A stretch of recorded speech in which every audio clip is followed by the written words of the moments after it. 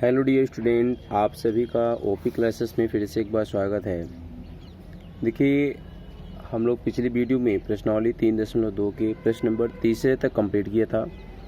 आइए आज हम लोग प्रश्न नंबर 4 को हल करते हैं। देखिए प्रश्न क्या कह रहा है, बेहद सरल और बहुत ही महत्वपूर्ण प्रश्न है। कह रहा है कि निम्न रैखिक समीकरणों के युग्मों में से कौन कौन से युग्म संगत असंगत है, माने कौन कौन संगत है, कौन कौन असंगत है, और यदि वह संगत है तो उसे ग्राफी विधि से हल कीजिए। मतलब ये जो दो समीकरण दिया है, ये पहले प्रश्न का मतलब कह रहा है कि यदि ये संगत हैं तब तो इसको आप ग्राफी विधि से हल कीजिए, और असंगत है तो उसको आपको ग्राफी विधि से हल करने की ज़रूरत नहीं है। ठीक है, तो आइए हम सब इसको सॉल्व करते हैं। पहले ये चेक करते हैं कि ये संगत है कि नहीं।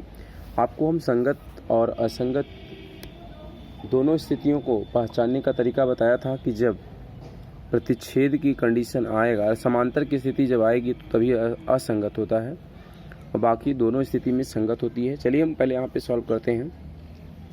यदि इसको हम समीकरण 1 मान लें और इसको समीकरण नंबर 2 मान लें, तो यहाँ हम लिखेंगे समीकरण 1 तथा समीकरण 2 का a1x plus b1 y plus c1 बराबर 0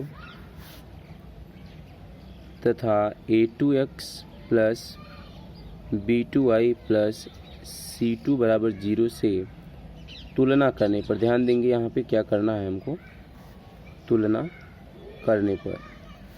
तो तुलना क्या करेंगे हम लोग, समीकरण 1 का a1x plus b1y plus c1 से तुलना करेंगे, समीकरण 2 का a2x plus b2y plus c2 बराबर 0 से तुलना करेंगे। तो ध्यान देंगे यहाँ से तुलना करने पर आप इससे जब पहले से तुलना करेंगे तो x का गुणांक क्या है 1, यानी a1 इक्वल टू 1 और b1 इक्वल टू 2 1 ही है, और c1 इक्वल टू क्या मिला -5, क्योंकि आपको पता है इसको पक्षांतर करने के बाद ही मान लेना है, तो -5 है। अब हम दूसरे समीकरण का तुलना करेंगे तो हमें a2 बराबर क्या मिला, इससे देखिएगा a2 बराबर 2 और b2 बराबर 2 और c2 बराबर आया -10। अभी तो हम लोग a1 b1 c1 c2 निकाला। अब यहाँ हम चेक करेंगे कि ये समीकरण ये जो युग्म है वो संगत है कि असंगत। ठीक है, तो अनुपात a1 अपान a2 कॉमा b1 अपान b2 कॉमा c1 अपान c2 में मान रखेंगे 1/2 1/2 -5/-10। इसको हम काट भी सकते हैं, 1/2 आएगा, यानी 1/2 बराबर 1/2 बराबर 1/2। आप देख सकते हो कि ये जो अनुपात है वो आपस में सभी क्या आया, बराबर। अब हम आपको बताए थे कि यदि ये बराबर आएगा तो एक दूसरे के क्या होगा, समपाती, और समपाती की स्थिति में अनेक और अपरिमित रूप से अनेक हल होते हैं। यहाँ हम लिखेंगे चूँकि a1 अपान a2 बराबर b1 अपान b2 बराबर c1 अपान c2, इसलिए रेखाएं एक दूसरे के क्या हैं, समपाती, रेखाएं समपाती होंगी। लेकिन हमसे ये नहीं पूछ रहा है कि समपाती होंगी, लेकिन हमें यहाँ पता है यदि ये समपाती हैं तो अतः रेखाएं संगत होंगी, रेखाएं संगत होंगी। अब आपको ये ध्यान देना है, प्रश्न में कहा था कि यदि संगत हो तो इसे ग्राफी विधि से आपको हल करने की ज़रूरत है। तो अब हम सब फिर से ग्राफी विधि यहाँ से देखिए लगाते हैं, क्योंकि ये संगत है तो ग्राफी विधि ध्यान से आप लोग समझ लीजिए। 4 प्रश्न इसमें टोटल दिया है, 2-3 हम आपको सॉल्व करा देते हैं और 1-2 छोड़ देंगे, तो आप सब करिएगा। कोई समस्या होगा तो आप बताएंगे, हम उसको भी सॉल्व कराएंगे। तो ग्राफी विधि में हम सब क्या करते थे, सबसे पहले हम समीकरण 1 से बिंदु को ज्ञात करते थे। तो आइए देखिए इसमें लेते हैं समीकरण 1 से। समीकरण 1 से क्या है, x plus y equal to 5 है। यहाँ हम या तो x का या y का मान पहले ज्ञात करते थे, तो x का मान अगर ज्ञात कर लें तो हमें मिलेगा x बराबर 5 माइनस वाई। अब यहाँ से आपको बिंदु प्राप्त करना है, तो देखिए बिंदु क्या निकालेंगे, सरणी बनाएंगे, और यहाँ देखिएगा x, ये हो गया y। अब देखिएगा यदि हम y का मान, सर्वप्रथम बताया था आपको कि y का मान 0 लेना है, और y का मान जब 0 लेंगे, यहाँ रखेंगे 0, तो 5 में से 0 घटाएंगे तो x की वैल्यू क्या आ जाएगी 5। अब y बराबर ऐसा रखें कि x बराबर 0 आ जाए, तो y का मान हम 5 रखें अगर, तो 5 में से 5 घटाएंगे तो x बराबर क्या मिल जाएगा 0। इस प्रकार से हमें समीकरण 1 से जो बिंदु मिला है वो देखिएगा 5, 0 और 0, 5, यानी कि x का मान 5, y का 0 है। तो पहले x, y फिर x, y, इन दोनों से हमने दो बिंदु प्राप्त कर लिया। अब हम लोग आएंगे समीकरण नंबर 2 से। समीकरण 2 से सेम वही प्रोसेस करना है। समीकरण 2 आपका 2x + 2y बराबर 10 है, तो y वाले पद को पक्षांतर करेंगे तो यहाँ हो जाएगा आपका 2y, अभी भी x निकालना है, तो ये हो जाएगा 10 - 2y/2। अब यदि हम चाहें तो 2 को कॉमन लेंगे, 2 कॉमन ले लेंगे तो हो जाएगा 5 - y/2, ये 2 से 2 कैंसिल हुआ, x = क्या मिला 5 - y। अब आप देख सकते हैं सेम वही चीज़ आया जो आपका समीकरण नंबर 1 से लेने पर मिला था, यानी यहाँ से हम बिंदु बिना ज्ञात किए दिखा दे रहे हैं, इसका भी सेम वही बिंदु आएगा 5, 0 और 0, 5। ठीक, अब हम लोग यही समीकरण 1 और 2 से जो बिंदु मिला है इसी से ग्राफ बनाने चलेंगे। तो चलिए देखिए ग्राफ बनाते हैं। चलिए देखिए देखते हैं हम लोग ग्राफ विधि में कैसे इसको सॉल्व करते हैं।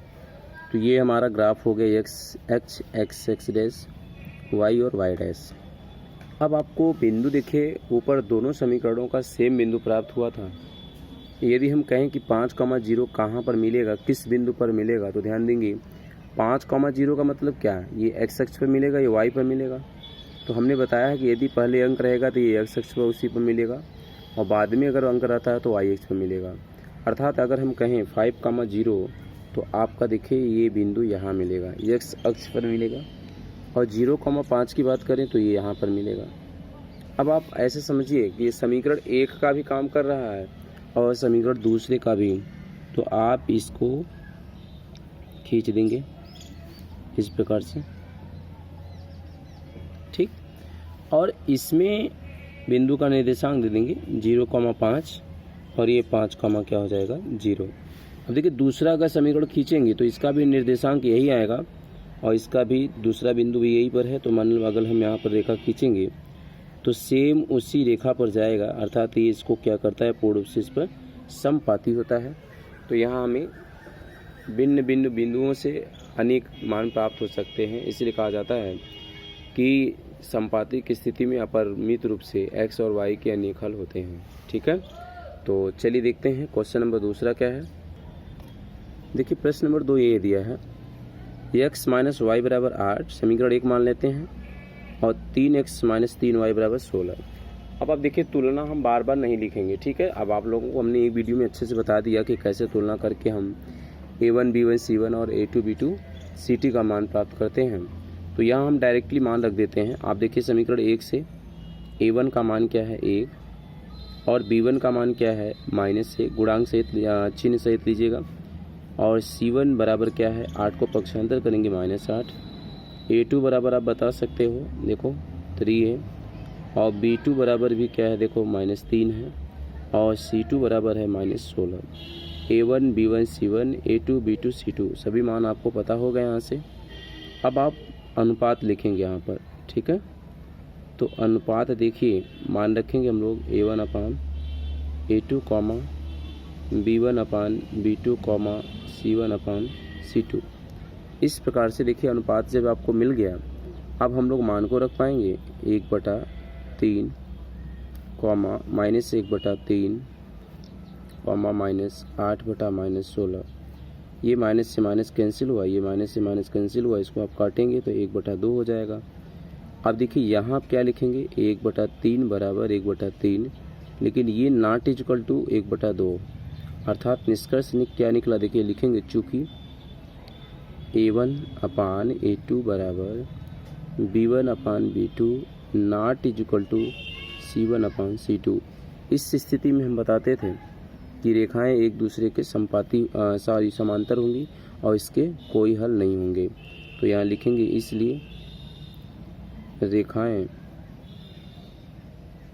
एक दूसरे के समांतर होंगी, एक दूसरे के समांतर होंगी अतः असंगत हैं, रेखाएं असंगत हैं। तो जब असंगत हैं तो हमें आगे इसको ग्राफी विधि से हल करने की आवश्यकता नहीं है। ठीक है, तो आई होप आप सबको क्वेश्चन समझ में आ गया होगा अच्छे से। देखिए इसमें प्रश्न नंबर तीसरा जो दिया है वह क्या है, और इसे हम आप सब के लिए छोड़ देते हैं कि आप सब इसको कीजिएगा। यदि कोई भी समस्या होगा तो आप कमेंट करके हमें ज़रूर बताएंगे कि सर इसमें समस्या हो रही है, तो हम आपके उस प्रश्न को भी सॉल्व करा देंगे। लेकिन एक आप करिएगा, अपने से कर पाएंगे। देखिए 4x - 2i - 4 = 0। इस प्रकार से आपको समीकरण 1 और 2 दिया हुआ है। आप पहले चेक करिएगा कि ये संगत है कि असंगत। यदि संगत आएगा तो इसे आप ग्राफी विधि से हल कीजिएगा, और संगत नहीं आएगा तो इसको आपको ग्राफी विधि से हल करने की ज़रूरत नहीं है। ठीक है, आइए हम प्रश्न नंबर 4 सॉल्व करा देते हैं। चलिए प्रश्न नंबर 4 देखिए दिया हुआ है। यहाँ हम फिर से हल करते हैं इसको। देखिए समीकरण 1 से a1 a2 a1 b1 c1 निकाल लेते हैं। तो a1 = आपको मिला यहाँ से 2, और b1 = -2, और c1 = भी -2। देखिएगा a2 = बताइएगा 4, और b2 = -4, और c2 = आ गया -5। a1 b1 c1 c2 प्राप्त हो गया। अब यहाँ हम लिखेंगे अनुपात a1 a2, b1 b2, c1 c2। अब मान रखते हैं। देखिए 2/4, b1 का मान -2/-4, फिर -2/-5। काटते हैं, इसको सॉल्व करते हैं सरल। a1/2, 2 1 कम 2, 2 दूना 4 हो जाएगा। माइनस से माइनस कैंसिल हो जाएगा, ये माइनस से ये माइनस कैंसिल हो जाएगा। शेष क्या बच रहा है देखिएगा 1/2 = 1/2, नॉट = 2/5। अब आप यहाँ देख सकते हैं, चूँकि a1 a2 बराबर b1 b2 not = c1 c2 के, इसलिए रेखाएं क्या हैं, समांतर हैं। इसलिए रेखाएं समांतर हैं, अतः ये रेखाएं असंगत हैं। ये रेखाएं असंगत हैं। तो देखिए जब ये असंगत है तो आपको ग्राफ विधि से इसको लगाने की ज़रूरत नहीं है, इसलिए इस प्रश्न को हम यहीं तक छोड़ देंगे। आइए हम लोग प्रश्न नंबर 5वां देखते हैं क्या। चलिए देखिए प्रश्न नंबर 5वां क्या कह रहा है। क्वेश्चन नंबर 5, एक आयताकार बाग जिसकी लंबाई चौड़ाई से 4 मीटर अधिक है। फिर कह रहा है कि उस आयताकार बाग का अर्ध परिमाप जो है वो 36 मीटर है। बाग की विमाएं ज्ञात कीजिए। तो ध्यान दीजिएगा, इसमें हमें ये समझना है कि कह रहा है कि जो आयताकार बाग है उसकी लंबाई चौड़ाई से 4 मीटर अधिक है। तो सबसे पहले आप सदैव ये ध्यान दिया करिए कि किसी की जो विमा या लंबाई या जो भी प्रश्न आए जिससे कहे, तो इसमें आप देखिए क्या कह रहा है, लंबाई चौड़ाई से, किससे, चौड़ाई से। तो चौड़ाई से अधिक कहा है, तो इसलिए यहाँ पे हम लोग हल में क्या करेंगे, देखिएगा हल में लिखेंगे माना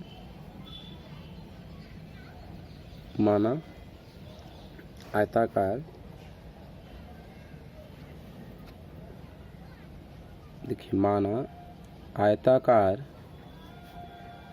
बाग की चौड़ाई, आयताकार बाग की चौड़ाई बराबर x मीटर। अब आप ये सोचेंगे कि चौड़ाई को हमने क्यों माना x। चौड़ाई को x इसलिए माना गया कि लंबाई चौड़ाई से बोला है। अगर हम चौड़ाई को ज्ञात कर लेते हैं तो लंबाई हमें स्वतः प्राप्त हो जाएगी। अब लंबाई बराबर हो जाएगा x + 4 मीटर। ये कैसे पता चला, वो कहा है कि लंबाई चौड़ाई से, तो चौड़ाई अगर x है तो लंबाई x + 4 मीटर हो जाएगी। अब कह रहा है कि इसका अर्ध परिमाप 36 मीटर है।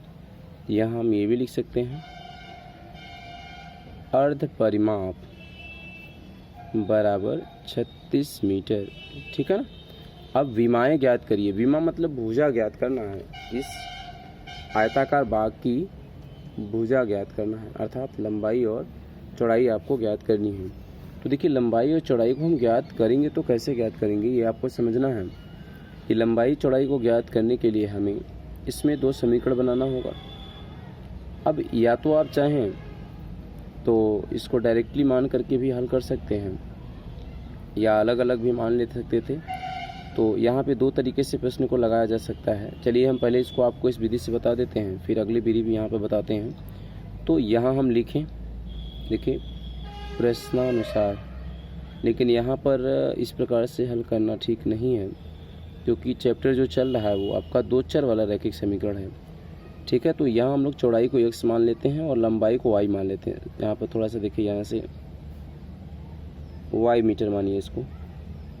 ठीक, देखिए हल तो हो जाता, लेकिन यहाँ पर जो हमारा चैप्टर चल रहा है वो दो चर वाले रैखिक समीकरण युग्म है, इसलिए हमें अलग अलग मानना पड़ेगा। ठीक है, चौड़ाई को x और लंबाई को क्या मान लेंगे, y। अब अर्ध परिमाप दिया है, इसको आप छोड़े रखिए। अब यहाँ लिखेंगे हम लोग प्रथम शर्तानुसार, प्रथम शर्त के अनुसार। तो प्रथम शर्त में क्या कहा है, आयत की लंबाई चौड़ाई से 4 मीटर अधिक है। तो लंबाई बराबर चौड़ाई प्लस 4, चौड़ाई से जिससे अधिक का है उसी में जोड़ दिया करो आप। तो अब देखो लंबाई क्या है, y equal to x plus 4, ये हो जाएगा समीकरण नंबर आपका 1। अब हम यहाँ आएंगे द्वितीय शर्त में, तो लिखें द्वितीय शर्तानुसार। तो द्वितीय शर्तानुसार क्या है, आयत का अर्ध परिमाप, आयत का अर्ध परिमाप 2 कोष्ठक में लंबाई प्लस चौड़ाई। ठीक है ना, 2 कोष्ठक में लंबाई प्लस चौड़ाई। तो अर्ध परिमाप कितना है, ध्यान दीजिएगा, ये देखिएगा आयत का अर्ध परिमाप हमने लिखा 2 लंबाई प्लस चौड़ाई, ये गलत है क्योंकि ये परिमाप का होता है, जबकि वो क्या बोल रहा है, अर्ध परिमाप।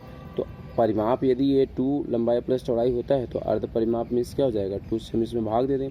अब ये लंबाई प्लस चौड़ाई क्या हो जाएगा, अर्ध परिमाप का मान हो जाएगा। अर्ध परिमाप का मान रखिएगा 36 बराबर लंबाई कितना है y, चौड़ाई कितना है x। तो आप इसको लिखोगे y प्लस एक्स, अर्थात समीकरण बनाएं तो ये हमें x plus y equal to क्या मिलेगा, 36। ये हो जाएगा समीकरण नंबर हमारा 2। अब देखिए ये हमें, आप चाहें तो यहाँ पर प्रतिस्थापन विधि भी लगा सकते हैं, लेकिन अभी आप लोग प्रतिस्थापन विधि यूज नहीं की हो यहाँ पर, तो इसको ग्राफी विधि से आप हल करो। ठीक है, आप चाहो तो प्रतिस्थापन विधि भी लगा सकते हो, ऐसा कुछ नहीं है। तो चाहे तो प्रतिस्थापन विलोपन यदि पढ़े हो तब तो आप लगा सकते हो, क्योंकि इसमें कुछ कहा नहीं है कि आप इस विधि का यूज करिए, तो आपको कोई ज़रूरत नहीं है कि आप ग्राफी विधि लगाइए। तो प्रतिस्थापन विधि अगर हम लगाएं तो देखिए यहाँ लिखते हैं समीकरण 1 से, समीकरण 1 से y बराबर आपको मान निकला है, तो लिखेंगे समीकरण 1 से y का मान समीकरण 2 में रखने पर, समीकरण 2 में रखने पर यहाँ देख सकते हैं आप। तो यहाँ हम लिखेंगे x प्लस वाई के स्थान पर x प्लस 4 बराबर 36। तो ये देखिएगा ये 4 है, x जोड़ेंगे तो ये हो जाएगा 2x, और इसे इस तरफ पक्षांतर करेंगे तो ये हो जाएगा 36 माइनस 4 यानी 2x इजिकल टू 32। तो x इजिकल टू हो जाएगा 32/2 यानी x बराबर हो जाएगा 16। अब यहाँ से x की वैल्यू आपको प्राप्त हो गई है। अब हम लिखेंगे x का मान समीकरण नंबर 1 में रखने पर। तो समीकरण नंबर 1 में रखिए y इक्वल टू एक्स की वैल्यू कितना है 16 प्लस 4, y इक्वल टू क्या मिलेगा 20। तो इस प्रकार से हम सब यहाँ से x और y की मान निकाल पाए हैं। अब देखिए इसमें आपने माना था शुरुआत में कि आयत की लंबाई और चौड़ाई, तो यहाँ हम लिखेंगे अतः आयत की चौड़ाई बराबर x माना गया, तो x का मान 16 आया था, 16 मीटर, और आयत की जो लंबाई है वो y इक्वल टू माना गया था, y बराबर आया है 20 मीटर। तो इस प्रकार से आयत की लंबाई और चौड़ाई प्राप्त हुई। आगे के प्रश्नों को हम लोग आगे के वीडियो में लेकर के मिलेंगे। तब तक के लिए धन्यवाद।